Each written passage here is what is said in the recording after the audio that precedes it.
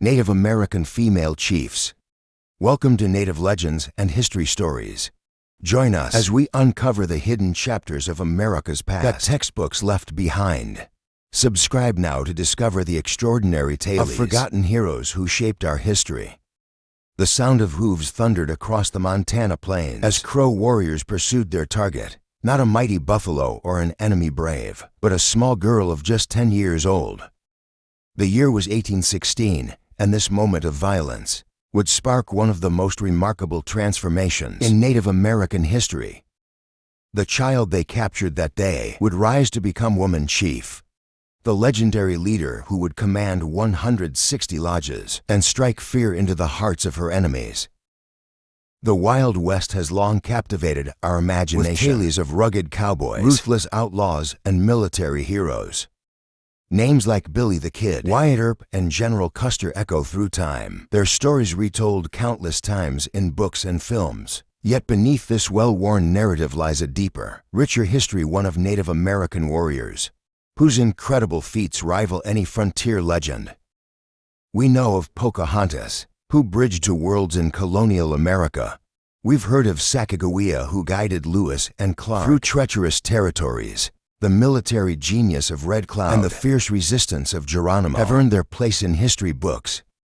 But for every celebrated name, dozens of extraordinary stories remain untold, hidden in the shadows of time. Among these forgotten tales, none are more compelling than those of female warriors who defied the conventions of their era. These weren't just fighters. They were brilliant strategists who led men into battle, negotiated treaties, and fought for their people's survival during one of the most turbulent periods in American history. Their achievements become even more remarkable when we consider the dual battles they fought, against external enemies and against the gender expectations of their time. In the vastness of the Montana Territory, where the story of woman chief begins, the Gros Ventre people had made their home for generations. They were part of the great Algonquian-speaking nations, descendants of a historic split with the Arapaho tribe. Near the Great Lakes around 1000 BC, over centuries they had migrated westward, developing their own distinct culture, while maintaining their ancient traditions. The future woman chief was born into this proud heritage. Around 1806 her birth. Name and parents' identities have been lost to time, like many details of Native American life from this era. This absence of personal history makes her later achievements even more intriguing. How did a child with no recorded lineage rise to become one of the most powerful leaders of her time? The answer begins with a devastating raid in 1816. Crow warriors known for their exceptional horsemanship and military prowess descended upon her village. In the chaos of battle, they spotted something unusual in the young girl they captured, a fierce spirit that would later define her legacy. What started as a violent abduction would set in motion an extraordinary story of transformation, resilience, and leadership. The Crow warriors who took her as a prisoner could never have predicted that their captive would one day stand among them as an equal, then rise above them as a leader. They couldn't have known that this small girl would grow into a warrior so renowned that her achievements would challenge not just the gender norms of Native American society, but our modern understanding of leadership and power in the American frontier. Within the Crow tribe, woman chief held a unique position as a two-spirit member, a designation for those who embodied characteristics of both genders. Unlike others with this status, who alternated between male and female clothing, she maintained her own distinct appearance. She wore traditional women's dresses during daily activities in the village, changing only for battle when she donned specially crafted war garments designed for mounted combat and swift movement. The death of her adopted father marked a crucial turning point in her life. He had been more than just a mentor. He had taught her archery, horsemanship, and hunting from her earliest days in the tribe. When he died, she stepped forward to lead his lodge, taking on responsibilities that typically fell to male warriors. She managed hunting parties, organized camp movements, and made decisions about tribal matters. Her first major test as a leader came unexpectedly. While camped near a small fort that sheltered both Crow families and white settlers, Scouts reported an approaching Blackfoot war party. Woman chief immediately organized the defense. She positioned warriors at key points around the settlement, placed archers on higher ground, and prepared the horses for rapid deployment. When the Blackfoot attacked, woman chief led the countercharge herself. Witnesses described how she rode at the front of her warriors, firing arrows with deadly accuracy, while controlling her horse with just her knees, a skill she had perfected during years of buffalo hunting. She struck down 3 Blackfoot warriors in the initial clash, her arrows finding gaps in their defenses as they charged. The battle turned when woman chief maneuvered her fighters to split the Blackfoot formation. She led one group in a frontal assault, sending a second unit to attack from the flank. The Blackfoot caught between two forces and, surprised by the tactical sophistication of the defense, began to retreat. Woman chief pursued them until she was certain they wouldn't return, then led her warriors back to the settlement. But she wasn't satisfied with merely defending. Within days, she had assembled 50 of her best warriors for a retaliatory campaign. They rode north into Blackfoot territory, moving at night and hiding during the day. Woman chief developed a specific tactic. Her warriors would split into small groups, target multiple Blackfoot camps simultaneously, and focus on capturing horses, the most valuable possession in plains warfare. In one notable raid, she personally led a group of 15 warriors into a Blackfoot camp of over 100 people. They moved in during the darkest hour before dawn, when even the guards were fighting sleep. Woman chief and her warriors cut loose 30 of the finest horses and led them away when pursued. They split into pre-planned groups, each taking different routes back to Crow territory. The Blackfoot, forced to divide their pursuit forces, failed to recapture any of the stolen horses. These successes earned her formal recognition from the Council of Chiefs. In a ceremony attended by representatives from all 160 Crow lodges, they gave her the name by way, Chi-Chi Woman Chief. She was appointed as a lodge chief, but her influence quickly grew beyond this initial position. Through continued military successes and wise decisions in council meetings, she rose to become the third-ranked chief among all the Crow leaders. Her growing power brought personal prosperity as well. She married 4 wives, each bringing additional resources and alliances to her lodge. She built the largest horse herd in her band, counting over 100 animals, including many prized war horses captured from enemies. Her lodge became known for its abundance, with well-made weapons, fine clothing, and plenty of food stored for winter. The signing of the Fort Laramie Treaty in 1851 brought new challenges. The agreement, made between the U.S. government and various tribes, including the Crow, Sioux, and Arapaho, established specific territories for each tribe. Woman chief participated in the negotiations, speaking for her people's interests. The treaty included provisions for trade, safe passage through territories, and the establishment of government schools. However, it also required tribes to remain within their designated lands, restricting the traditional nomadic lifestyle of plains peoples. The years following the Fort Laramie Treaty brought increasing conflict between tribes along the upper Missouri River. While most leaders struggled to maintain control over their territories, Woman chief emerged as a skilled negotiator. She traveled between hostile camps, using her reputation as a warrior and her diplomatic skills to forge peace agreements. Her most significant achievement was establishing a truce with her birth tribe, the Gros Ventre, whom she hadn't seen since her capture as a child. During these negotiations, she spoke in both Crow and Gros Ventre languages, drawing on her childhood memories to bridge the cultural gap. She arranged trading agreements between the tribes, established shared hunting grounds, and created protocols for resolving disputes. These efforts made her even more valuable to the Crow leadership, who increasingly relied on her diplomatic abilities. However, the peace she worked so hard to build proved fragile. In the spring of 1858, while traveling with a small band of warriors near Fort Union, Woman chief's party encountered a group of Grosvenor raiders. Despite carrying peace tokens and wearing visible symbols of her diplomatic status, her group was ambushed. The attack came swiftly. Dozens of warriors emerged from a ravine, firing rifles and charging on horseback. Woman Chief organized her warriors into a defensive circle, but they were outnumbered 3-1. As she fought to protect her man, a Groventer bullet struck her in the chest. Her warriors managed to fight their way to Fort Union, carrying their wounded leader with them, but the injury proved fatal. Woman Chief died within hours, her last words reportedly being instructions for maintaining peace between the tribes. The accounts of Woman Chief's life vary widely. U.S. Army officers stationed at frontier forts described her commanding presence during negotiations. Edwin Dennig, a fur trader who knew her personally, documented her military achievements and leadership style. Some white observers compared her to mythical Amazon warriors, though these accounts often exaggerated her physical prowess. What's clear from military records and tribal oral histories is that she was an exceptional leader who transformed from captive to chief through her own abilities. As Woman Chief's story ended, another remarkable warrior was making her mark further north.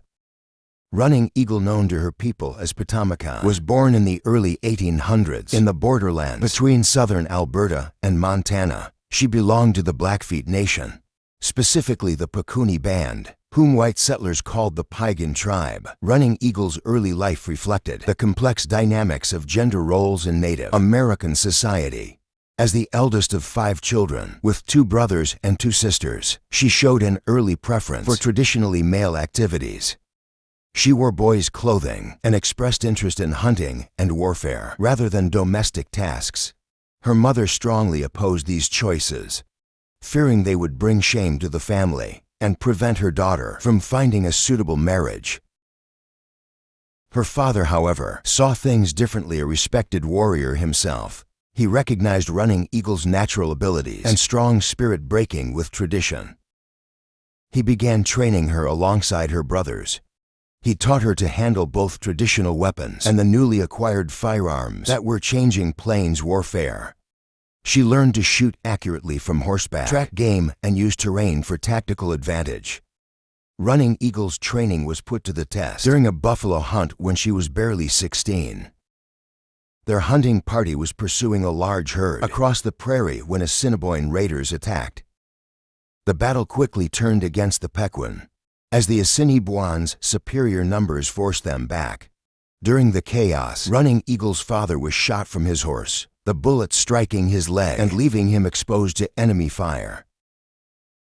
Without hesitation, Running Eagle broke from the defensive line. She rode directly into the crossfire, arrows and bullets whistling past her.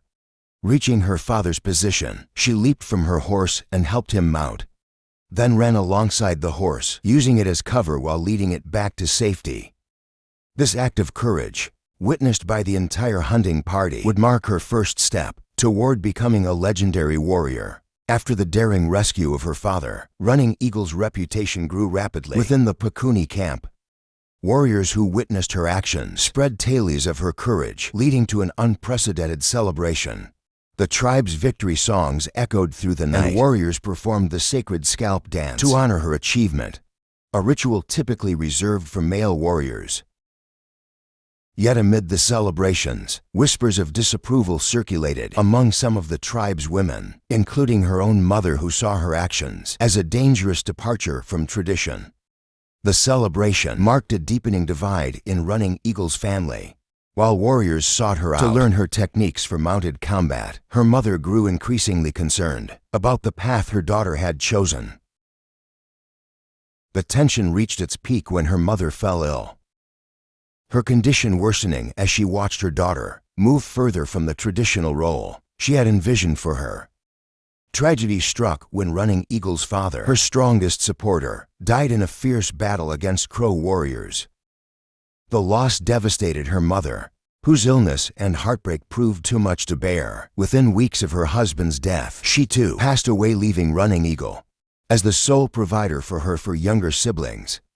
At 17, Running Eagle faced a choice between domestic duties and her warrior calling. After attempting to manage both responsibilities, she made a practical decision.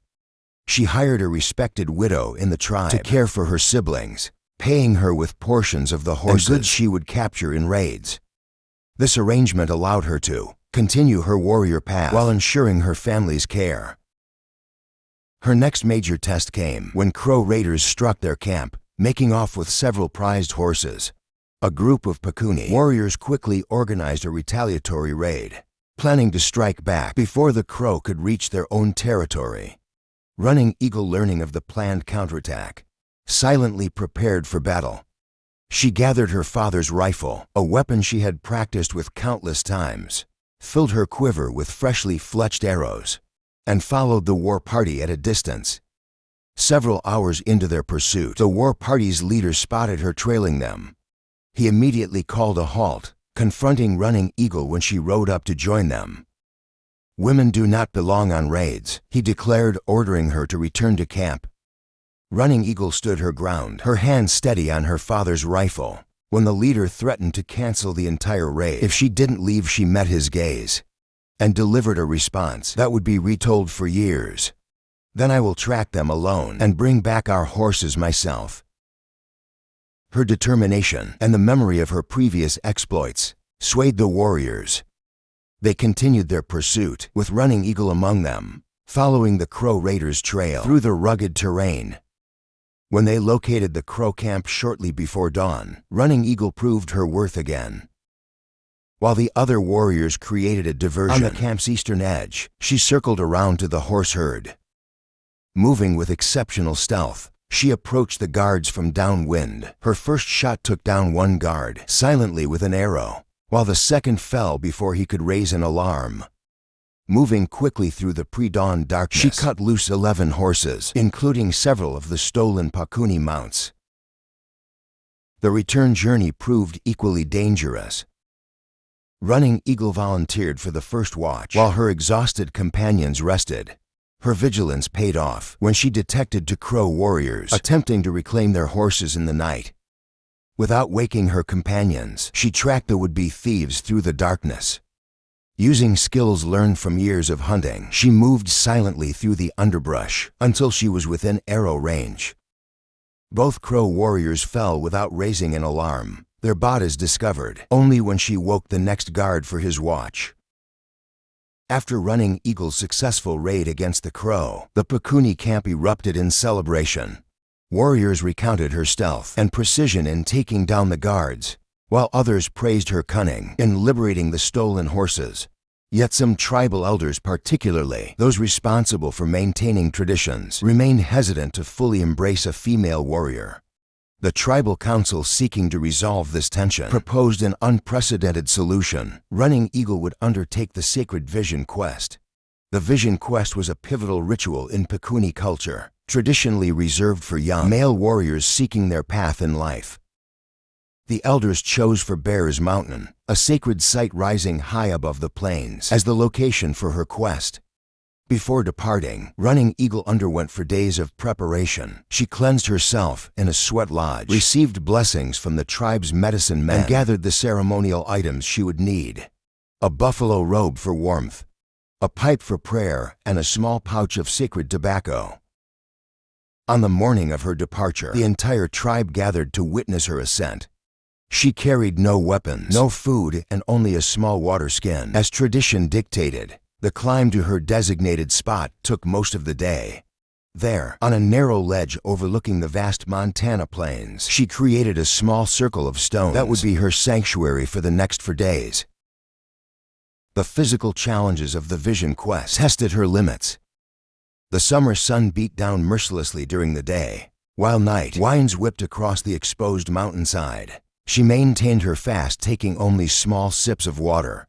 By the 3rd day, exhaustion and hunger had pushed her body to its limits, yet she continued her prayers and meditation.